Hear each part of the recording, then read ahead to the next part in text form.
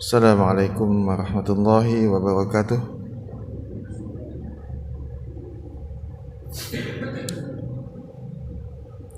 Alhamdulillahi nahmaduhu wa nasta'inuhu wa nastaghfiruh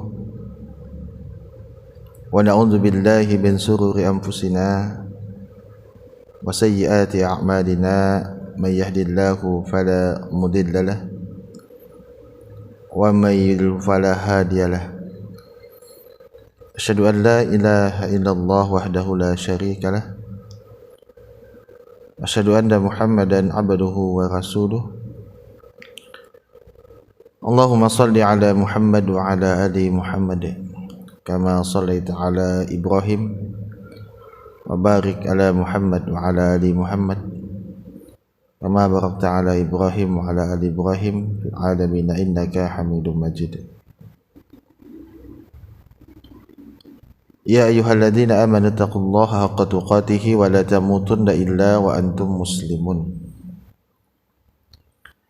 Ya ayyuhalladzina amanu taqullaha wa qulu qawlan sadida yuslih lakum a'malakum wa yaghfir lakum junubakum wa may yuti'illaha wa rasulahu faqad faza fawzan 'azima.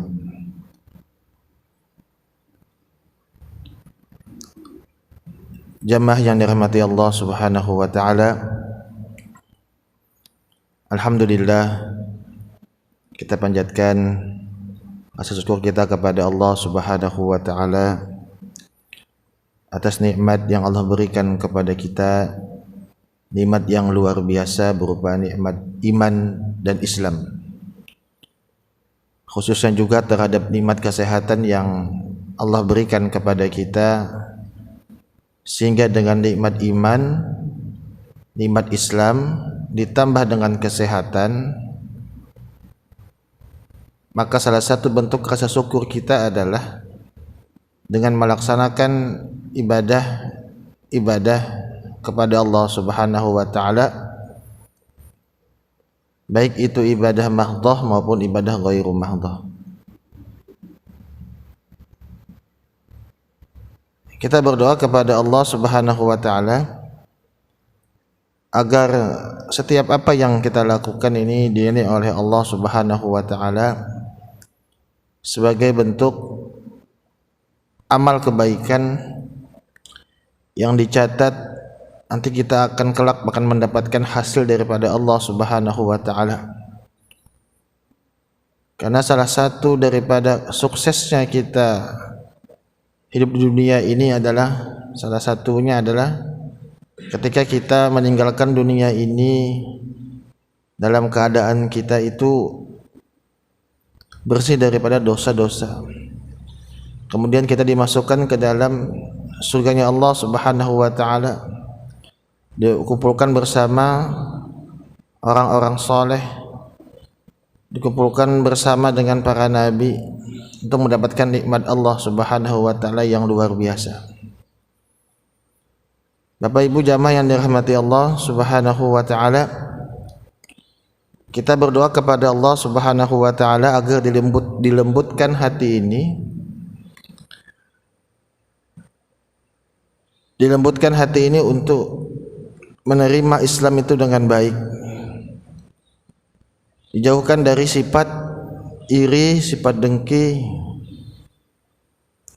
sifat kesombongan yang diantara sifat-sifat yang kami sebutkan ini adalah sifat-sifat yang wajib tidak ada pada diri kita ketika kita nanti berhadapan kepada Allah Subhanahu wa taala.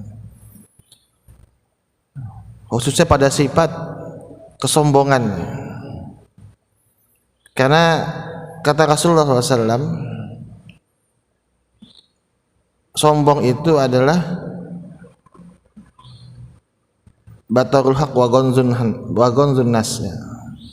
Tidak mau menerima batarul haq, kebenaran dari apa yang disampaikan, kebenaran itu sendiri, wa gonzun nas, dan meremehkan orang lain atau menghina orang lain. Maka kedua faktor ini adalah salah satu indikasi bahwa diri kita ada kesombongan. Semoga hati ini dilembutkan untuk menerima kebenaran dari siapapun juga tanpa meninggalkan kebenaran itu. Semoga hari ini dilembutkan untuk kita tidak meremehkan orang lain, karena sejatinya kebenaran itu bukan diukur daripada siapa yang menyampaikan. Kebenaran itu diukur bukan dari mana dia sholat, dari mana dia masjid, mana dia sholat. Ada masjid yang tidak pakai kunut dan pakai kunut misalkan, bukan dari situ kita menilai. Akan tetapi ketika sholat yang dilakukan itu sesuai dengan syarat rukunnya, tumakninah dia lakukan, maka itu juga merupakan daripada diterimanya ibadah itu. Maka kebenaran itu diukur bukan daripada perasaan kita, bukan daripada hati kita, tapi kebenaran itu diukur juga didasarkan daripada perasaan hati, ditambah lagi dengan daripada kalamullah, firman Allah Subhanahu wa taala. Kemudian ada dalil-dalil yang menyertakan kebenaran itu, sehingga kita bisa mempertanggungjawabkan kebenaran itu. Kita tidak bisa menilai kebenaran itu dari siapa yang menyampaikan, apakah dia itu jenggotan ataupun tidak, apakah celananya di atas mata kaki apakah tidak. Kita tidak bisa menilai kebenaran itu. Oh, ini tidak jenggotan, oh ini cuma kumisan saja, maka tidak usah kita hadir ke pengajian, kita lari saja, kita cuma sholat saja. Maka ketika kacamatanya dilabelkan pada hal-hal yang demikian, maka sekiranya itu terjadi pada kita, jamaah kita, maka tidak ada penceramah ataupun pemateri yang ada jamaahnya, Pak. Karena sesungguhnya ya, manusia ini pada hakikatnya lemah semua, ad-dhaifah. Manusia ini lemah semua, Pak. Baik dari segi dari mana dia, apapun itu, maka ada sisi kelemahan daripada manusia, tidak ada yang sempurna.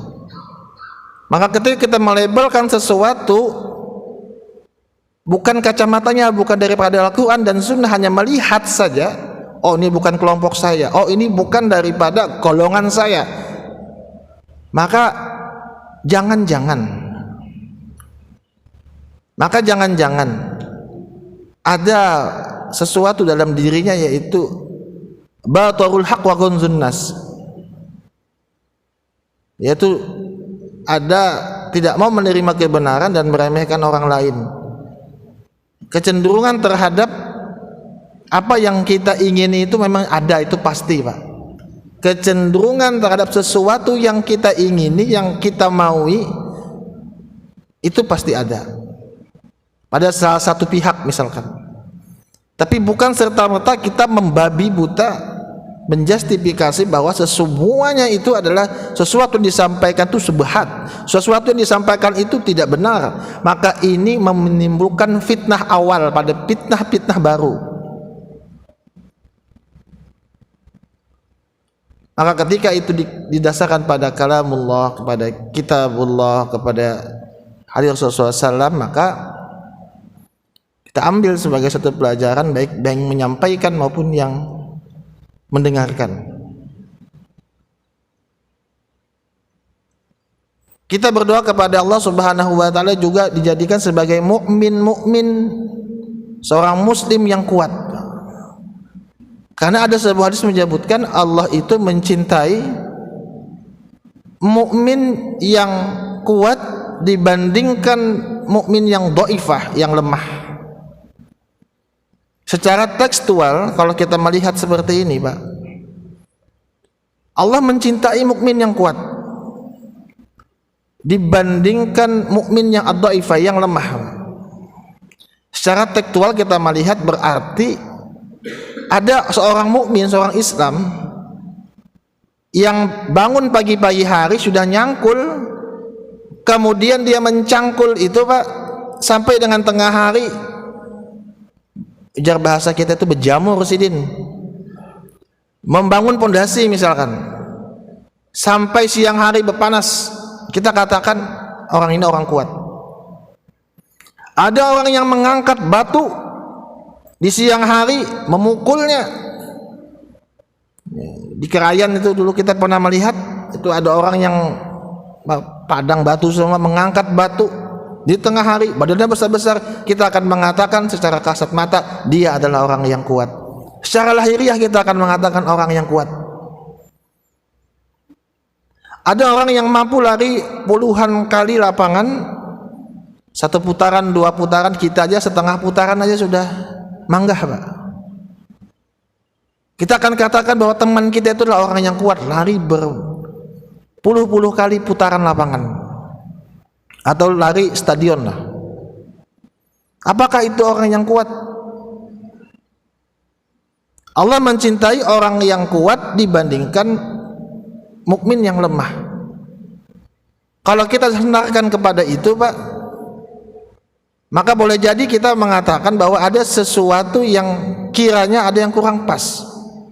Karena banyak di antara kita orang-orang yang juga bisa dikatakan kuat. Orang yang mohon maaf tidak Allah berikan ya, kelengkapan pada anggota tubuhnya. Dia tidak memiliki tangan, dia hanya memiliki kaki saja. Ketika dia sujud, dia tidak menggunakan tangan kah duluan, tapi dia menggunakan lutut duluan. Tidak ada perbedaan di antaranya. Tapi dia mampu untuk datang sholat berjamaah. Kemudian ada orang yang sudah tua renta, kemudian mampu untuk datang sholat berjamaah di depan, kemudian menggunakan kursi. Apakah ini dikatakan sebagai orang yang lemah? Tidak. Maka mukmin yang kuat, maka Allah lebih mencintai mukmin yang kuat dibandingkan mukmin yang lemah. Itu maksudnya adalah ketika dia mampu untuk marah, ketika dia mampu untuk mengeluarkan kekuasaannya, akan tetapi dia mampu untuk bersabar, untuk menahan amarahnya, maka itulah mukmin yang kuat. Ketika di saat itu dia harus mengambil ada kebijakan atau keputusan yang dia bisa lakukan, tetapi karena pertimbangan-pertimbangan lain, karena faktor kemanusiaan, dan memang didasarkan kepada pertimbangan daripada hadis Rasulullah SAW misalkan, Al-Quran misalkan, kemudian dia merasa bahwa ada hal yang perlu dipertimbangkan, maka inilah sebagaimana dikatakan sebagai mukmin yang kuat. Dia tidak semena-mena terhadap orang lain. Ketika kita bisa mampu untuk memejamkan mata di subuh hari, tapi ketika kita sudah membuka mata, kemudian kita pergi ke kamar mandi kita membersihkan diri kita, kemudian kita mandi, kita datang ke dalam masjid ini, maka itulah salah satu daripada mukmin yang kuat untuk mengendalikan dirinya pada hawa nafsunya, kemudian dia datang beribadah kepada Allah Subhanahu wa ta'ala. Semoga kita termasuk dalam golongan sebagai mukmin yang kuat. Salah satu mukmin yang kuat di sini adalah dia mampu untuk mendatangkan dirinya untuk istiqomah ke dalam masjid Allah Subhanahu wa taala.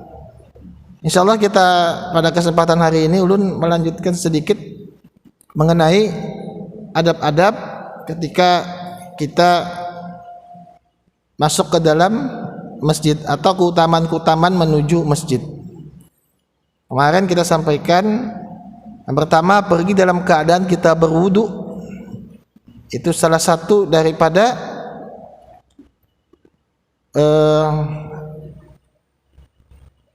adab ketika kita memasuki masjid, pergi dalam keadaan berwudu, yaitu pergi dari rumah ketika kita sudah berwudu. Selanjutnya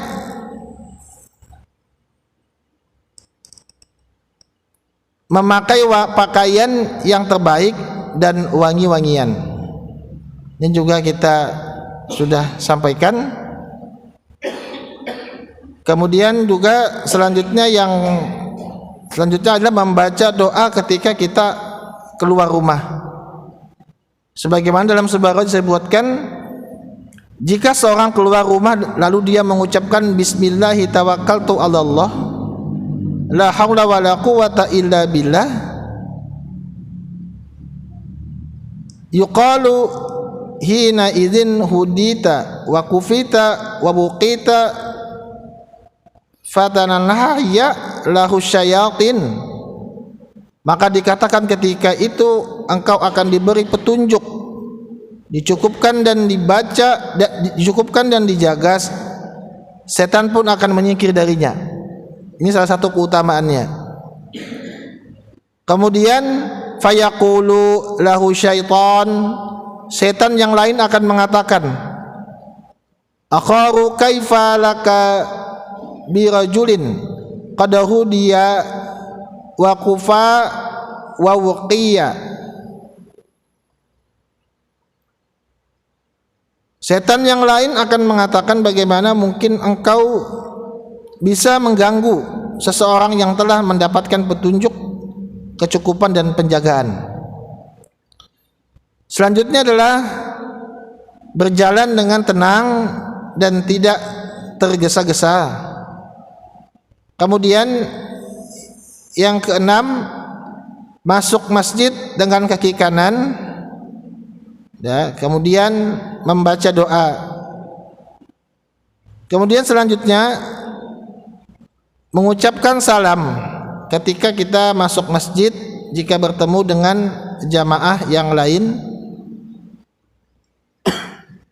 Selanjutnya adalah yang kedelapan, mengerjakan salat sunnah tahiyatul masjid 2 rakaat.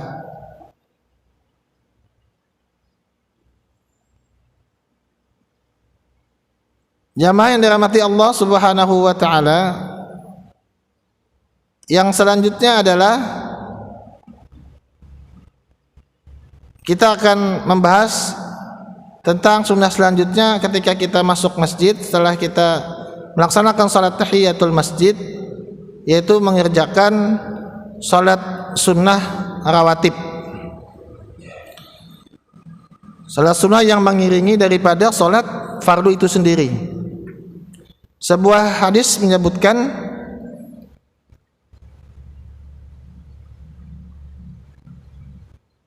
barang siapa yang mengerjakan 12 rakaat salat sunnah rawatib sehari semalam,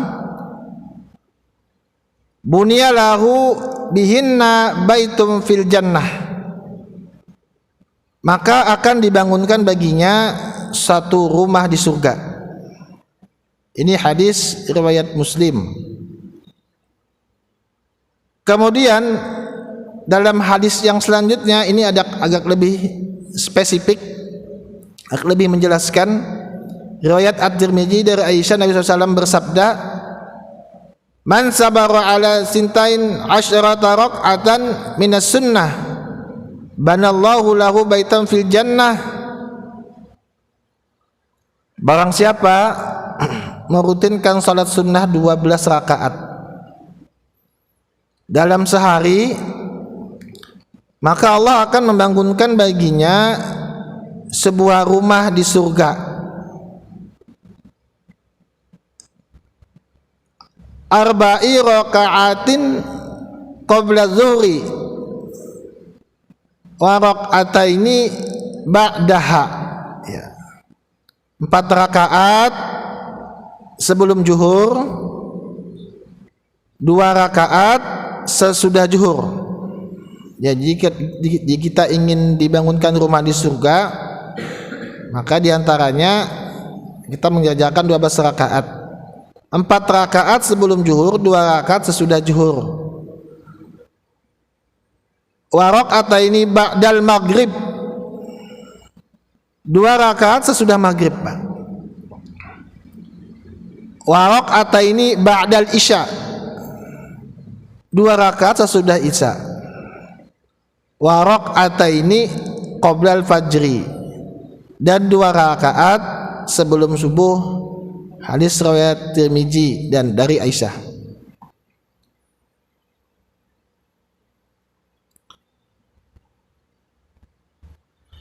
Salat qobliyah Isya itu apakah ada?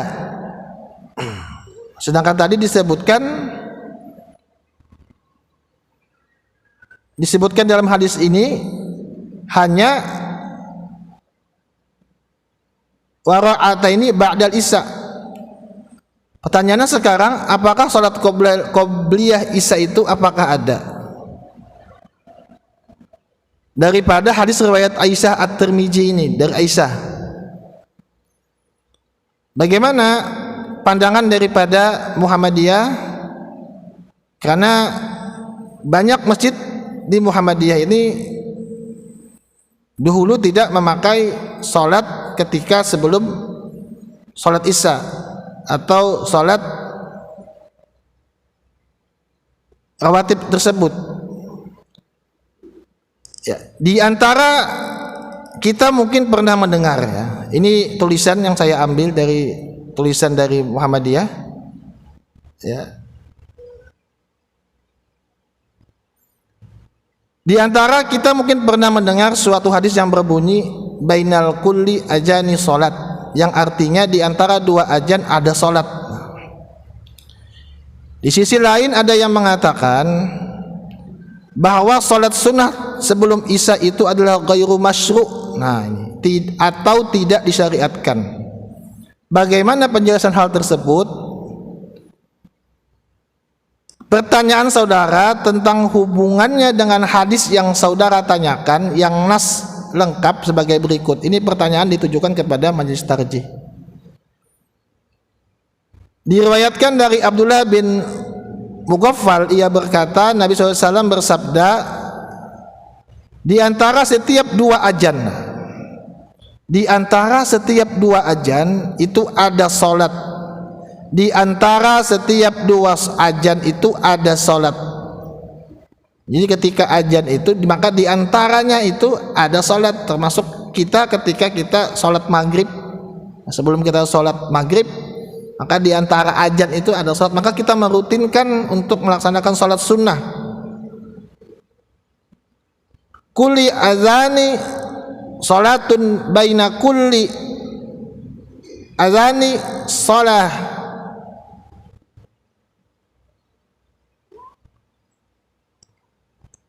Di antara setiap dua ajan, kulli adzanaini salatun baina kulli adzanaini salatun. Di antara setiap dua ajan ada salat, di antara setiap dua ajan ada salat. Kemudian beliau menekankan pada kali yang ketiga dengan tambahan bagi siapa yang menghendaki. Jadi bagi siapa yang menghendaki. Kemudian hadis tersebut memberi petunjuk bahwa pada setiap kali sesudah azan menjelang iqamah disyariatkan salat sunnah.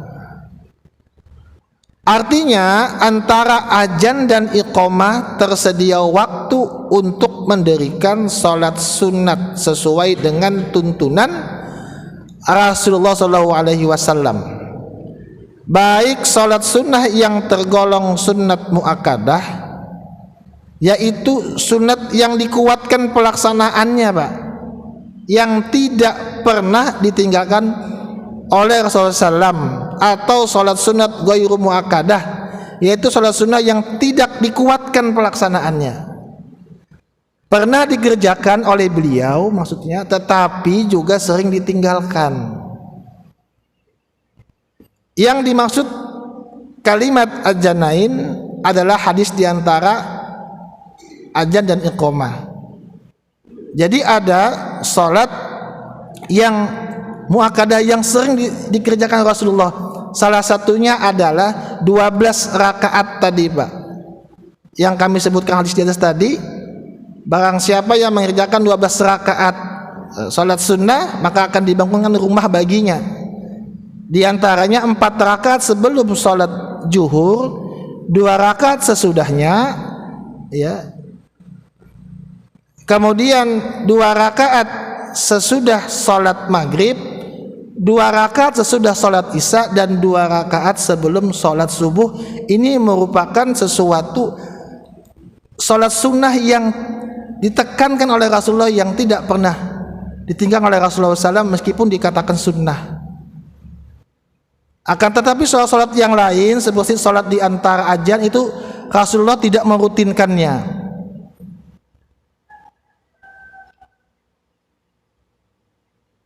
Kemudian jamaah SWT, yang dimaksud kalimat azanna ini dalam hadis di atas adalah antara azan dan iqamah.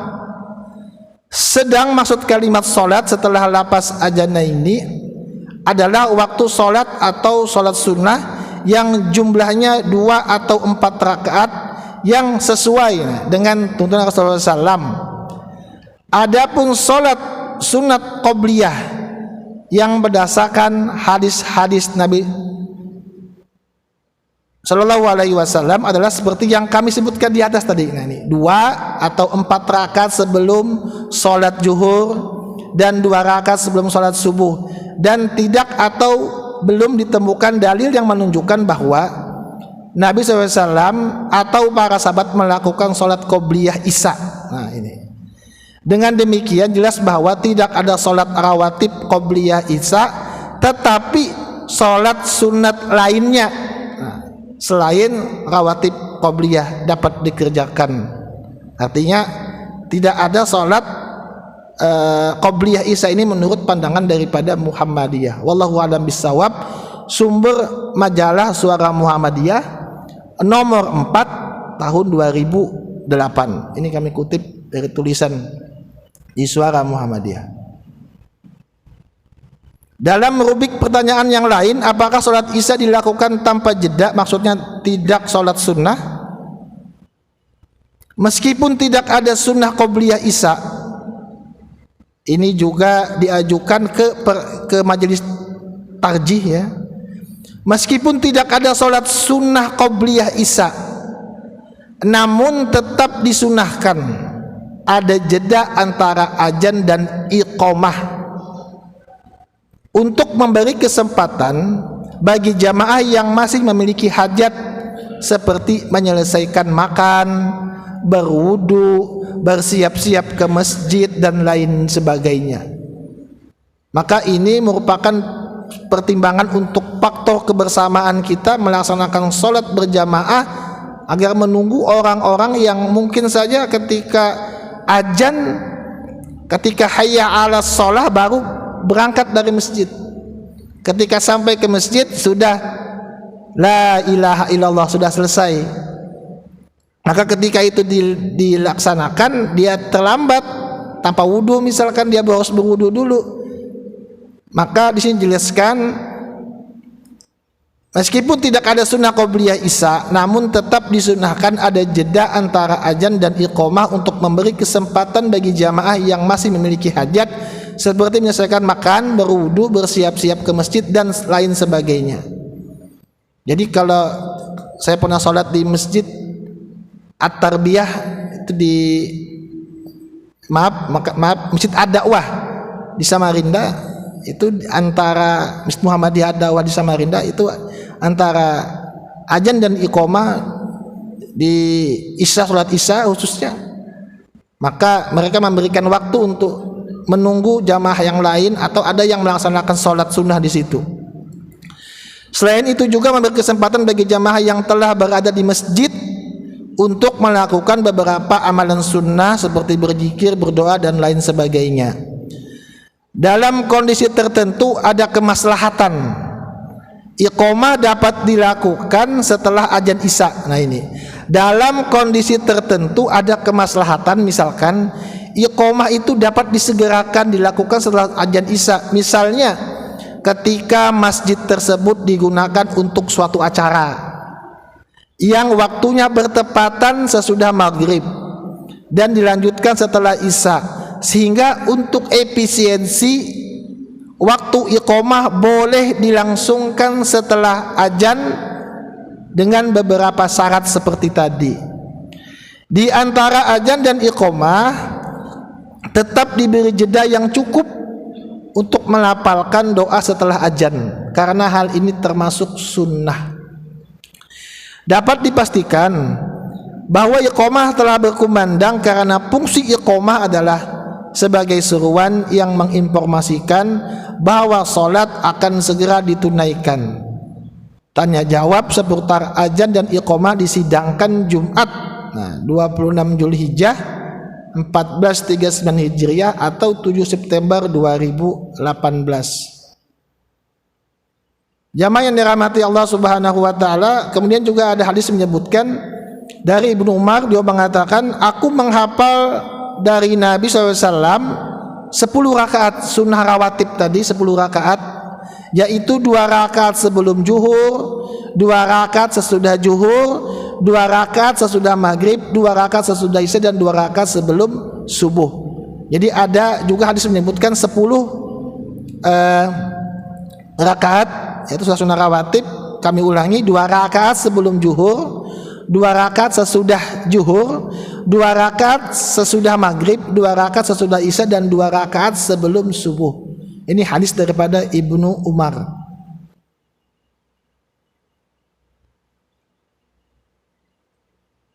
Selanjutnya adalah ketika kita masuk masjid, yang terakhir mendengar azan dan menjawabnya. Ya, mendengar azan dan menjawabnya. Dari Abu Sa'id Al-Khudri radhiyallahu anhu, ia berkata bahwa ia mendengar Nabi SAW bersabda, la yasma'u mada sautil muadzin jinnun wala insun wala syai'un illa syahidalahu yaumal qiyamah. Tidaklah suara azan yang keras. Nah, kita kan sudah melang mikrofon, Pak. Insyaallah keras itu. Tidaklah suara azan yang keras dari yang mengumandangkan azan. Dari yang mengumandangkan azan. Siapa yang mengumandangkan azan? Seorang muazzin. Didengar oleh jin, manusia, segala sesuatu yang mendengarnya, melainkan itu semua akan menjadi saksi pada hari kiamat. Di luar biasa, Pak. Jadi kalau toa itu, ini mungkin saya tidak mengetemukan ya kaidahnya atau mungkin dalilnya. Mungkin nyaring, semakin nyaring orang makin banyak mendengar, itu kan semakin jangkauannya semakin bagus. Apalagi kalau dilengkapi dengan fasilitas yang bagus, misalkan yang kualitas nomor 1, maka juga lebih bagus. Maka kata Rasulullah, sesuatu yang mendengarnya, melainkan itu semua akan menjadi saksi pada hari kiamat. Riwayat Bukhari. Termasuk juga di sini jika yang mendengar adalah hewan, Pak, dan benda mati. Ditegaskan dalam riwayat Ibnu Khuzaimah, dalam riwayat yang lain disebutkan al-muazzin, seorang muazzin, yughfaru lahu mada sautihi wa yashhadu lahu kullu ratbin wa yabisin. Muazzin itu diberi ampunan, yaghfaru lahu mada sautihi, dari suara kerasnya saat azan. Jadi akan diberikan ampunan tuh saat azan, ketika dia mengumandangkan azan. Wa yashhadu lahu kullu ratbin wa yabisin, serta segala yang basah maupun yang kering akan menjadi saksi baginya pada hari kiamat. Jadi akan menjadi saksi siapa-siapa yang ketika mendengar azan dia, maka dia akan mendapatkan ampunan Allah. Maka ini luar biasa, Pak. Profesi sebagai muazzin akan mendapatkan ampunan daripada Allah Subhanahu wa ta'ala.